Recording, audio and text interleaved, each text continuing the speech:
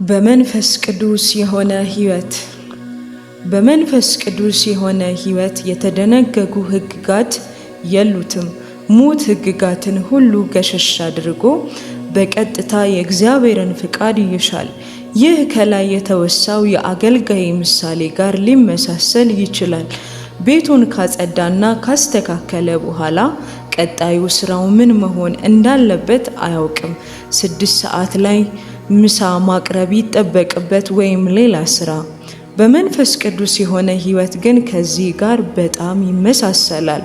የምንንቀሳቀሰው የመንፈስ ቅዱስ መገለጥ ሲሰጠን ብቻ ነው። አለዚያ ግን እርሱን መጠበቅ ያስፈልገናል። አንድ ሰው ስለ መዳኑ ለጥምቀት ዝግጁ ስለመሆኑ የምናውቀው እንዴት ነው? ድነትና ጥምቀት በተመለከተ እያንዳንዱን የእምነት አንቀጽ እየጠቀስን ልንመረምረው ያስፈልገናል። ጥያቄዎችን በሙሉ መመለስ ቻለ ማለት ጥምቀትን ለመቀበል ብቁ ሆነ ማለት ነው። በዚህ መልክ ማገልገል እንደ ሕግ መመላለስ ነው። በሌላ በኩል ማንበብና መጻፍ የማይችሉና ስለ መጽሐፍ ቅዱስ ቃላት አንዳች ከማያውቁ አንዲት አረጋዊት ጋር የባላገር እናት ጋር ተገናኛችሁ እንበል። ስለ ዳግም ልደት፣ ስለ ንስሐ፣ ስለ ኃጢአት ይቅርታና ስለ መሳሰሉት የሚያውቁትን እንዲነግሯችሁ ትጠይቋቸዋላችሁ። ከነዚያ ጥያቄዎች ለአንዱ እንኳን መልስ ሊሰጧችሁ ባይችሉም ልባቸው ግን በሰላም ተሞልቷል። ታዲያ ልጠመቅ ብለው ቢጠይቁ ትፈቅዱላቸዋላችሁ? ጉዳዩ ጥምቀት የሚጠብቀው አማኝ የተለመደውን አሰራር መከተሉና የተለመደ ጥያቄዎች መመለስ መቻሉ አይደለም። በእውነት ድነት ተቀብሏል ወይ ነው ጉዳዩ። ብዙዎች የባላገር ሰዎች ስለ ቃላትና ስያሜዎች የሚያውቁት ባይኖራቸውም በውስጣቸው ግን የጌታ ሰላምና ደስታ አላቸው። እነዚህ ሰዎች የእኛን የከተሜዎች ያህል በእውቀት ባይራመዱም በእውነት የዳኑ ሰዎች ናቸው። በሻንጋይ የጌታ እራት ለመቁረስ በምንሰበሰብበት ጊዜያት እንግዶች አስቀድመው ሳያስታውቁ ጎራ ማለታቸው የተለመደ ነው። እነርሱ ህብስትንና ወይኑን ለመካፈል ይፈቀድላቸው ዘንድ ምን ያህል ጊዜ እንዲቆዩ ልንነግራቸው ይገባል። የሆነ ስርዓት ተከትለን 1 ሳምንት ወይንም ወር ያህል ጠብቁ እንበላቸው? ሰውየው የዳነው ሰው መሆኑን ካወቅን ህብስትና ወይኑን ከእኛ ጋር እንዲካፈል ልንፈቅድለት አንችልም? የተወሰነ ጊዜ መቆየት ያስፈልግሃል የሚባል ምክንያት የለም። መንፈስ ቅዱስ እንደወደደ በእያንዳንዱ ሰው እንዲሰራ ልንፈቅድለት እንጂ አንዳች ሕግ መደንገግ አያስፈልገንም። በመጽሐፍ ቅዱስ የሰፈረው ነገር ሁሉ ሕያው ነው። ይህ ማለት በመንፈስ ቅዱስ ሕያው ነው ማለት ነው። በመጽሐፍ ቅዱስ የተነገረው በሙሉ ሕግና ድንጋጌ እናድርግ ካልን ሙት ይሆናል። የመጽሐፍ ቅዱስ እውነት ሕያው ይሆን ዘንድ በመንፈስ ቅዱስ ሊነካው ያስፈልጋል። ለምሳሌ ያህል በአንድ ወቅት ከጌታ ዘንድ መልእክት ተቀበላችሁ። ይህንን የሰበካችሁትን ብዙዎች የዳኑበት ሁኔታ አስቡ። በአንድ ወቅት ከጌታ ዘንድ መልእክት ተቀበላችሁ። ይህንን የሰበካችሁትን ብዙዎች የዳኑበት ሁኔታ አስቡ።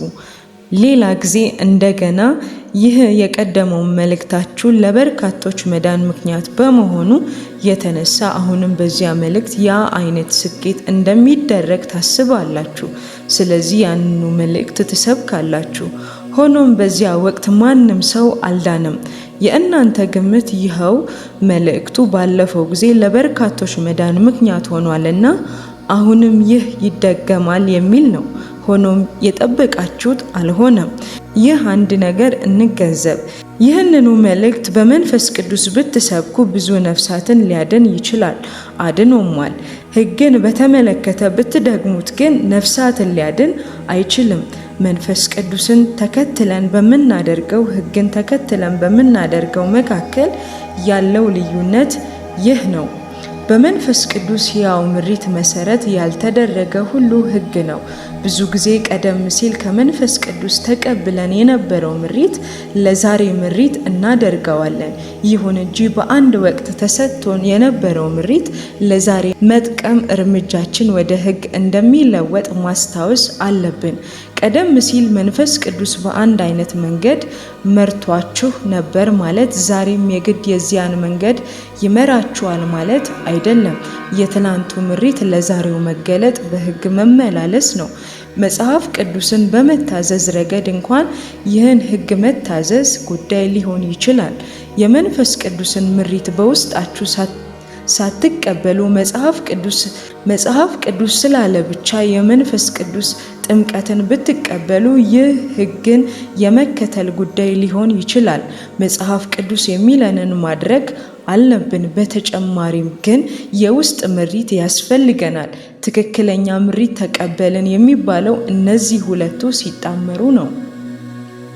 አንድ ነገር ስህተት ነው ተብሎ በመጽሐፍ ቅዱስ ስለተጻፈ ልክ መሆን አለበት የሚሉ ሰዎች አሉ። ይህ ሙሉ በሙሉ የሕግ አካሄድ ነው። ብዙዎች እንዲህና እንዲያ ማድረግ ስህተት ይሆንን ሲሉ በደብዳቤ ይጠይቁኛል። የእኔ መልስ መንፈስ ቅዱስ በውስጣችሁ አለ የሚል ነው። አዎን ካላችሁ በውስጣችሁ የመንፈስ ቅዱስን ምሪት መከተል ስለምን አትማሩም የሚል ይሆናል። እኔ የመጽሐፍ ገላጭ አዋቂ አይደለሁም። የእግዚአብሔር ፈቃድ ስለ እናንተ ምን እንደሆነ አላውቅም። ስለዚህ የመንፈስ ቅዱስን የውስጥ ምሪት ለይታችሁ ማወቅ ራሳችሁ መማር አለባችሁ። በመንፈስ ቅዱስ ምሪት ለመመላለስ ራሳችሁን ልንጠይቅ የሚገባን የመጀመሪያው ጥያቄ መንፈስ ቅዱስ ምን ይላል የሚል ነው።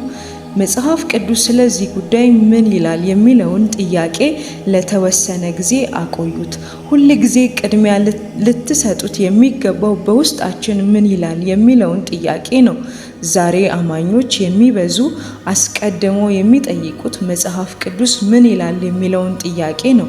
በውስጣቸው ያለው መንፈስ ቅዱስ ምን ይላል ብለው አስቀድመው አይጠይቁም። ይህ እንግዳ ነገር ነው። የአዲስ ኪዳን አማኞች መንፈስ ቅዱስ በውስጣቸው ያድራል። ይህ እጅግ የከበረ እውነት ነው። መንፈስ ቅዱስ በውስጣችን የሚሰጠን ምሪት ማወቅ መማር አለብን። በመርህና በትእዛዝ መካከል ያለውን ልዩነት በመጽሐፍ ቅዱስ ልናገኝ እንችላለን። አማኝ በእርግጥ የመጽሐፍ ቅዱስ ትእዛዝ መጠበቅ ያስፈልገዋል። በተጨማሪም ግን ከትእዛዙ በስተጀርባ ያለውን መርህ መለማመድ አለበት። ለምሳሌ ያህል ራስን ስለ መካድ ጉዳይ እናንሳ። ይህ የምታደርጉት አንደኛ ቆሮንቶስ 11 ስለነገራችሁ ከሆነ አሁንም አልተሸፈናችሁም። መንፈስ ቅዱስ ቃሉን እንዲጠብቅ ሳይመራው የመጽሐፍ ቅዱስን ቃል የሚጠብቅ ሰው ቃሉን ከማይታዘዝ ሰው ጋር እኩል ነው። የዚህ አይነቱ ትእዛዝ መጠበቅ ፊደልን መከተልና ለይተው የማያደርግ ብቻ ነው። ጥያቄው ይህ ነው፣ በውስጣችሁ ያለው ጌታ ምን ይላል? አንድን የመጽሐፍ ቅዱስ እውነት ለመታዘዝ የመራችሁ የጌታ መንፈስ ከሆነ ድርጊታችሁ በእውነት እግዚአብሔርን ከመታዘዝ ሊቆጠር ይችላል። ብሉይ ኪዳን የሕግ ዘመን ነበር። ዛሬ ያለነው ግን በአዲስ ኪዳን ዘመን ነው። ችግሩ ዛሬ በቤተ ክርስቲያን እጅግ ብዙ አይሁድ ክርስቲያኖች ይገኛሉ። መጽሐፍ ቅዱስን እንደ ሕግ በመቁጠር ሕግን ለመጠበቅ ይተጋሉ። ብዙዎች ምን ማድረግ እንዳለባቸው ከሌሎች ምክርን ይጠይቃሉ። ይህ በውስጣቸው ያለውን መንፈስ ቅዱስ ለመሻት የማይችሉ መሆናቸውን ያሳያል። እነዚህ ድርጊቶች በሙሉ ፈር የሳቱ ናቸው። መጽሐፍ ቅዱስ የሚያጸናው የመንፈስ ቅዱስ ምሪት። በጎች የእረኞችን ድምፅ ያውቃሉ። ብዙዎች የመጽሐፍ ቅዱስን ፊደል ሳያውቁ የቅዱስ ኑሮ ሕግጋት ሊያውቁ እንደማይችሉ ስለማያስቡ በየዕለቱ በኃጢአት ይወድቃሉ። እንደ እውነቱ ከሆነ እውነት የዚህ ተቃራኒ ነው። በመንፈስ ቅዱስ ምሪት መደገፍ በራሳችን የመጽሐፍ ቅዱስን ቃል በመጠበቅ ላይ ከመደገፍ ባያሌው ይሻላል። እኛ የተማርነው ልንዘነጋ እንችላለን። የእግዚአብሔር መንፈስ ከቶ አይዘነጋም። ስለዚህ እንዲህ ብላችሁ ልትጠይቁ ትችላላችሁ፣ ታዲያ የመንፈስ ቅዱስ ሥራ ይህን ያህል ወሳኝ ከሆነ መጽሐፍ ቅዱስ ለምን ያስፈልገናል? በንድፈ ሐሳብ ደረጃ መንፈስ ቅዱስ በውስጣችን የሚሰጠን ምሪት በቂያችን ሊሆን ይገባል። በተግባር ግን የውስጥ ምሪት በተመለከተ ያለን መረዳት ለስህተት የተጋለጠ በመሆኑ አሁንም ትምህርት ብቻ ሳይሆን የመንፈስ ቅዱስ ውስጣዊ ምሪት ብንከተል እንኳን የየዕለት ውስጣዊ ምሪትን ትክክለኛነት የምንፈትሸው ግን በመጽሐፍ ቅዱስ ነው። ውስጣዊና ውጫዊን ምሪት ስንከተል በእውነት እግዚአብሔርን እየታዘዝን ነው። ስለዚህም በውስጣችን የመንፈስ ቅዱስን ምሪት፣ ከውጭው ደግሞ የመጽሐፍ ቅዱስን ትምህርት ያስፈልገናል። ውስጣዊው ምሪታችንን ዘወትር በመጽሐፍ ቅዱስ ትምህርት ልንፈትነው ይገባል። ከመጽሐፍ ቅዱስ ጋር ካልሰመረ ይህ አይነቱ ምሪት የመንፈስ ቅዱስ ምሪት ሳይሆን የስሜታችን ድምፅ ነው። የሁሉም ነገር ስሩ ከውስጥ ነው። በቺፎ ከተማ አንድ ጊዜ 2 ሰዎች ያመልኩበት የነበረው ቤተ እምነት መልቀቅ ይገባቸው እንደሆነ ጠየቀኝ። እኔም አላውቅም አልኋቸው። እነርሱም ቤተ ክርስቲያን መለወጣችንን ትቃወማለህ ማለት ነው ሲሉ ጠየቁኝ። እኔ እንዲህ ስል ጠየቅኳቸው፣ አሁን በቤተ ክርስቲያናችሁ ያላችሁት ሕይወት ምን ይመስላል? የውስጥ ሕይወታችሁ ሞልቶ እየፈሰሰ ነው? ከሆነ በዚያ ቆዩ፣ ካልሆነ ግን ልቀቁ። ስለዚህ ጉዳይ ልክ ወይንም ስህተት የመሆን ሳይሆን የሕይወት ጉዳይ ነው። እዚያው ቺፎ ያሉ አንዲት ታዋቂ የሆነች ሚስዮናዊት ሴት አዳዲስ ትምህርትን ስለሚያስተምሩ ቤተ ክርስቲያን ከእኔ ዘንድ ምክር ለመጠየቅ 3 ጊዜ ልታገኘኝ ሞከረች። አንዴ 2ቴ ከእርሷ ጋር ለመወያየት ፈቃደኛ አልነበርኩም። በመጨረሻ ጊዜ እርሷ በዋዛ የማትለቀኝ በመሆኗ እኔም የመንፈስ ቅዱስን ምሪት በመስማቴ ለ5 ደቂቃ ላናግራት እንደምፈቅድ ነገርኳት። አብረን ሻይ እየጠጣን እኔ በትልቅ ክበብ ውስጥ ስሆን እሷ ደግሞ በዚያ ትልቅ ክበብ ውስጥ በሚገኝ ትንሽ ክበብ ውስጥ እንደሆነች ነገርኳት። ከ2 ቀናት በኋላ ጠዋት ማለዳ ወደ እኔ መጥታ ባለፈው ምሽት 3 የሥራ መልቀቂያ ደብዳቤ እንዳስገባች ነገረችኝ። እኔም እንዲህ አልኳት፣ እኔ ያልኩሽን ሰምተሽ መወሰን የለብሽም። ይህን ማድረግ ያለብሽ የእግዚአብሔርን ድምፅ ሰምተሽ ነው። ያለሽበትን ህብረት ለቀሽ ውጪ ሊልሽ የሚችለው እግዚአብሔር ብቻ ነው። እርሷም እንዲህ ስትል መለሰች፣ ትናንት ማታ ጌታ ምሪት እንዲሰጠኝ ጸለይኩ። በትልቁ ክበብ ውስጥ ያለው አነስተኛው ክበብ የሰዎች ምርጫ እንደሆነ፣ ይህ ደግሞ ኃጢአት እንደሆነ ተገነዘብኩ። ያለሁበት ቤተ ክርስቲያን መልቀቂያ የእግዚአብሔር ፍቃድ መሆኑን ተረዳው። በዚህ ምክንያት ከጸሎት ተነስቼ የሥራ መልቀቂያ ደብዳቤን ጻፍኩ። እኔም እጇን ጨበጥኳት። ከዚያ በኋላ በጌታ መንገድ አዎንታዊ በሆነ መንገድ መመላለስ ጀመረች። አሉታዊ ነገር ከህይወቷ ተወገደ። የጌታን ሥራ የምንሰራ ሰዎች፣ አገልጋዮች ለአማኞች በመጽሐፍ ቅዱስ መመራት ብቻ ሳይሆን የመንፈስ ቅዱስ ውስጣዊ ምሪት ሊከተሉ እንደሚገባቸው በጥንቃቄ ልናስተምራቸው ይገባል። ውጫዊ ስምምነት ለመጠበቅ ስንል ውጫዊ መመዘኛዎችንም በመጠበቅ ቅዱሳንን አንድ ማድረግ መሞከር የለብንም። ይህንን መንገድ ስንከተል መንፈስ ቅዱስ ማደሪያ ስፍራ መተንፈሻ አይኖረውም። ለሕዝቡ የሕግን ፊደል ብቻ የምናስተምር ሙሴ ልንሆን አይገባን። የእኛ ሕጋችን መንፈስ ቅዱስ ነውና። በክርስቶስ ኢየሱስ ያለው የሕይወት መንፈስ ሕግ መንፈስ ቅዱስ ነው። መንፈስ ቅዱስ ሁሉን ነገር ያስተምረናል። ከእርሱ የተቀበላችሁት ቅባት የመንፈስ ቅዱስ ትምህርት በእናንተ ይኖራል፣ ማለትም ሊያስተምራችሁ ያስፈልጋችኋል።